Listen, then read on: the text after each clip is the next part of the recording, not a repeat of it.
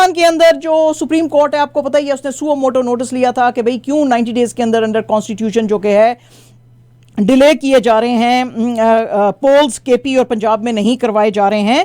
तो उसका आज इन्होंने फैसला दे दिया और उन्होंने कहा कि विद इन 90 डेज इन दोनों सूबों के अंदर जो हैं इलेक्शंस कराए जाएं। Chief justice of Pakistan Umar Atiyab Bandial ने आज ये वर्डिक्ट दिया है और ये स्प्लिट वर्डिक्ट था। 3 जजेस ने हाँ में कहा कि हाँ होने चाहिए, 2 ने कहा कि नहीं। जिन 2 जजेस ने कहा, ये जो जस्टिस इनको इस पैनल को जो हेड कर रहे थे, 5 मेंबर बेंच जो था, इसमें मुनीब अख्तर, मोहम्मद अली मजहर, मंसूर अली और जमाल खान मंदोखेल। तो इसके अंदर जो ये जस्टिस मंसूर और जस्टिस जमाल खान मंदोखेल थे वो इसके खिलाफ थे। उन्होंने कहा कि कोर्ट का ये काम नहीं है और उसको ये नहीं करना चाहिए। ये 10 घंटे की प्रोसीडिंग्स चलती रही और पिछले 2 दिन से कॉन्स्टेंटली इसके ऊपर जो है हियरिंग चल रही थी। बहरहाल आज जी अब इनको कहा गया है कि आप इनके अंदर कराएं। इससे पहले जो है फरवरी 23 में इन्होंने ये नोटिस इसलिए लिया था सुप्रीम कोर्ट ने क्योंकि प्रेसिडेंट आरिफ अलवी साहब ने कहा था कि मैं अनाउंस करता हूं अप्रैल के महीने में पोल्स की डेट, जिसके ऊपर गवर्नमेंट ने बहुत ज़्यादा क्रिटिसाइज किया था। जिसके बाद सुप्रीम कोर्ट ने इस केस को लिया था और इनको कहा गया था कि हम फाइंड आउट करना चाहते हैं कि किसके पास अथॉरिटी है, कौन हुक्म दे सकता है इलेक्शंस का। तो उसी सिलसिले में ये सारी हियरिंग 2 दिन से चल रही थी।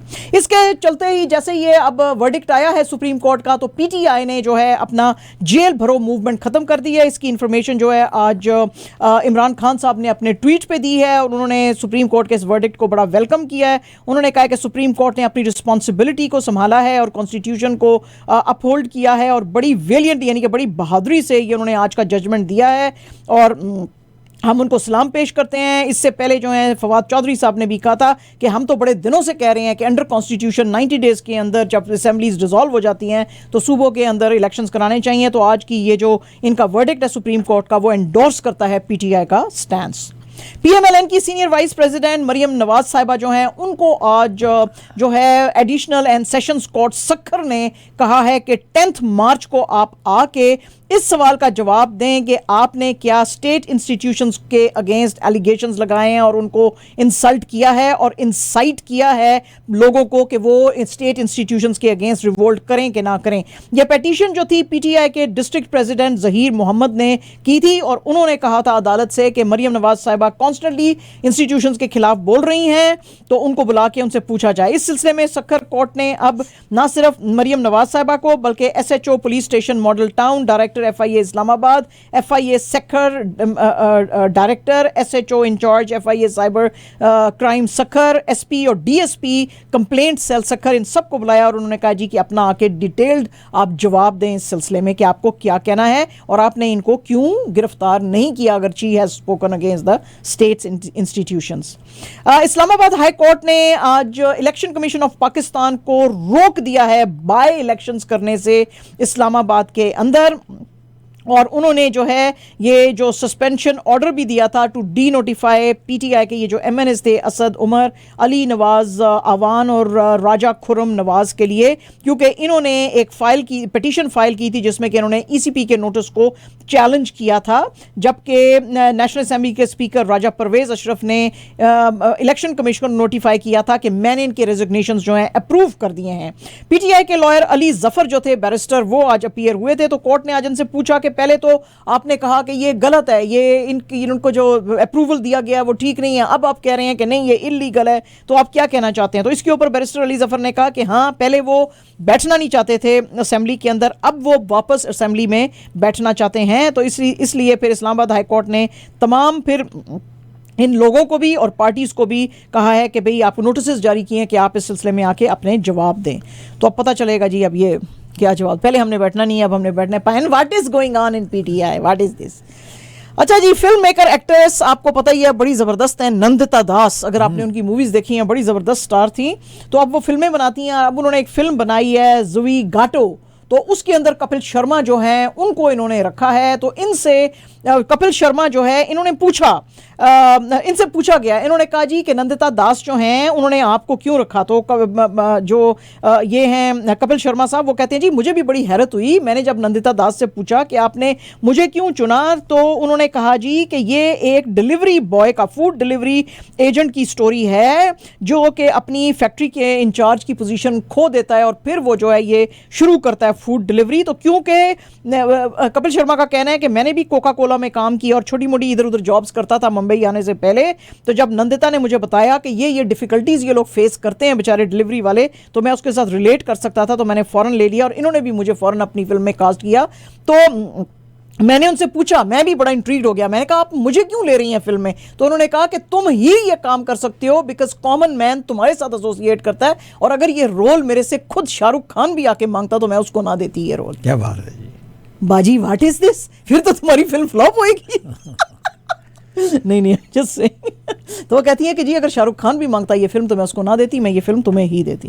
पाकिस्तान के सिंगर एक्टर जो हैं अली जफर साहब जी, वो दिलीप कुमार साहब से बड़े इंप्रेस्ड हैं। कौन इंप्रेस्ड नहीं है, हम भी सारे, every generation is impressed by Dilip Kumar भाई, जिसको के आर्ट की समझ है, क्या क्या एक्टिंग जबरदस्त किया। तो आज लेकर इन्होंने एक बहुत ही ओल्ड वीडियो शेयर किया है जिसमें क्या देखा जा रहा है कि दिलीप कुमार साहब बड़ा खूबसूरत गा रहे हैं। तो उसके ऊपर अली जफर साहब ने उनको बड़ा ट्रिब्यूट पेश किया और उन्होंने कहा it is amazing and I am in awe of Dilip Kumar साहब सिंगिंग स्किल। वो कहते हैं जी उनका वोकल टेक्सचर देखें, सुर देखें और एक्सप्रेशन देखें, बिल्कुल ठीक वो लगा रहे हैं।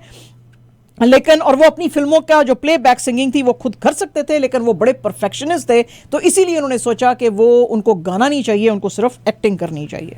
ठीक है जी। ये रानी मुखर्जी की फिल्म आ रही है मिसेस चैटर्जी वर्सेस नॉर्वे। ये एक औरत की स्टोरी है जो कि अपने बच्चों की कस्टडी के लिए फाइट कर रही है नॉर्वे के अंदर, उससे उसके बच्चे ले लिए जाते हैं। This is based on a true story of Sagarika Bhattacharya. तो आज सागरिका भट्टाचार्य जब इस फिल्म को के ट्रेलर को जो रिलीज किया उसको देख रही थी, जिसको के मूवी को बनाया आशिमा चिब्बर ने, तो उसने कहा मेरे आंसू निकल आए और मैं जो है ट्रिब्यूट मुझे जो इन्होंने मुझे पेश किया है, मुझे लगा कि आई एम री लिविंग माई स्टोरी। ये स्टोरी है कि ये नॉर्वे में रह रही हैं और इनके बच्चे इनसे ले लिए गए हैं और फिर वो बैटल जो है कैसे वो फाइट करती हैं उसके ऊपर है। सॉकर कनाडा जो है जी, उसने 5 टाइम ओलंपियन जो है शारमेन क्रुक्स, उनको इंटरम प्रेसिडेंट जो है वो बनाया है, जिन्होंने कहा कि मैं दिन रात काम करूंगी, यहां पे बेहतरी लेकर आऊंगी। हर वो बंदा जो हमारी कैनेडियन जर्सी पहनता है, प्लेयर्स हैं, स्पोर्ट्स है, ऑर्गेनाइजेशन है, उन सब का मैं ख्याल करूंगी। एंड आई एम ऑनर्ड कि ये मुझे कहा गया, क्योंकि आपको पता ही है, हमने आपको बताई थी ये स्टोरी कि निक बॉन्टिस जो हैं उन्होंने रिजाइन कर दिया था अपनी पोजीशन से। तो वैसे ये एसोसिएटेड थी as vice president of board of directors, तो अब इनको ये रिस्पॉन्सिबिलिटी दी गई है। तो उनका काफ़ी लंबे से अरसे से बोर्ड के साथ भी ताल्लुक है और वैसे भी ओलंपियन भी ये हैं, तो अब वो चीज़ों को देखेंगी इंटरम पीरियड के अंदर।